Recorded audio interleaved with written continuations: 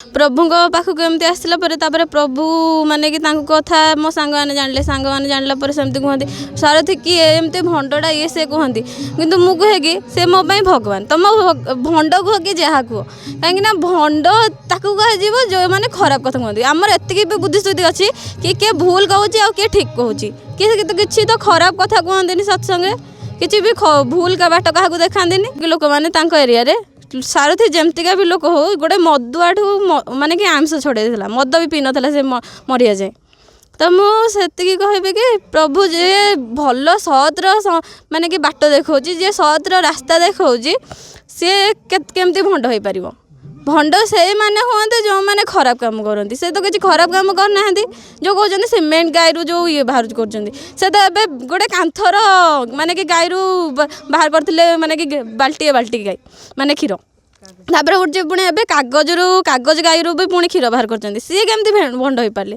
कहते किसी लोक मैजिकसान से मैंने हो पारते जो मैंने मैजिक भल भल देखे पारती किंतु जड़े हाथर विभूति गाड़ी पार कई तो मैजिकसान आज एमती करना कई तो मैजिकसान एमती आज करना कि बाल्टी बाल्टी क्षीर कांथरू कौ चित्र बाहर करदे आउ कौ पेपर बाहर कर कई तो करना आज तो से केमती भंड हेली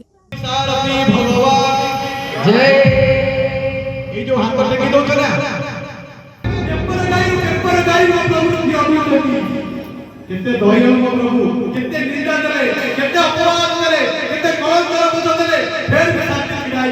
सेति पाइबा प्रभु करे स्वीकार करछु निंदा दैतनी अपवाद दैतनी कलंक दैतनी एते निंदा पाइला पर भी समस्त को अपमान करछनी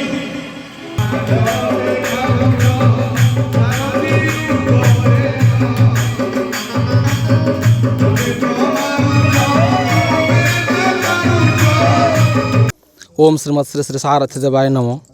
कलिरन चलित ठाकुर जुग अवतार भगवान श्रीमद श्री श्री सारथी देव अभय पाद पद्म अनंत कोटि प्रणाम मो ना सुकांत कवरनाथ शर्मा मु आज्ञा 2010 मसीह प्रभु आश्रित प्रभु प्रति आम अपार विश्वास आ भरोसा अच्छे जो आज दिल्ली भाई बासभवन में खोट हाथ में सत्संग ब्राह्मण सत्संग होती आम मैंने बहुत दूर दूरांतर आसुँ आपण देखिथे ढेंकाना मो घर भी प्रभु लीला होता आ प्रभु प्रति आम विश्वास अच्छी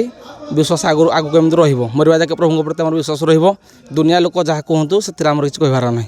गोटे कथा आमर अच्छी सब समस्यार समाधान प्रभु सारथी देव नाम सत्संग आसिले आप सब सत्य कथा जानीपारे प्रति मासरे आम ब्राह्मण सत्संग हो घरे प्रति मासरे होमें प्रभु को पूजा कर करुचु आगू को करूँ आमर पूजा पद्धति जमी प्रभु को पूजा करा जाए नारायण को जमी पूजा करा जाए आम सेमती सारथी होती आम नारायण से स्वयं नारायण परम ब्रह्म सी आम पूजा करुचु करूँ आग को कर चलू आम सत्संग प्राय आम आखपाखर लोक 300-400 ये आसिक उपस्थित रुहति सत्संग प्रति मासरे आम सत्संग करूँ आमर आसती अनुगुल जाजपुर भुवन आ कटक आठगढ़